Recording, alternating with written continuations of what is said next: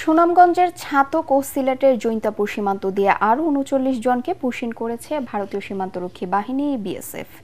এর মধ্যে ছাতক উপজেলার নোয়াকোট সীমান্ত দিয়ে ২০ জন এবং সিলেটের জৈন্তাপুরে ১৯ জনকে জোর করে ঠেলে পাঠানো হয়। ছাতক সীমান্ত দিয়ে পুশিন করা সবার বাড়ি কুড়িগ্রাম ও পাবনা জেলায়। এর মধ্যে ৩টি পরিবারের নারী, পুরুষ ও শিশু রয়েছে। আটক ২০ জনের মধ্যে ১৯ জনের বাড়ি কুড়িগ্রাম এবং একজনের বাড়ি পাবনা জেলায়।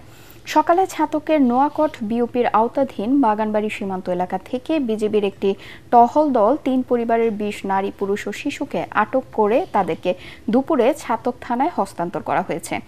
ভোরে সিলেটের জৈন্তাপুর সীমান্তের কেন্দ্রীয় গ্রাম দিয়ে ১৯ নারী, পুরুষ ও শিশুকে পুশিন করে বিএসএফ।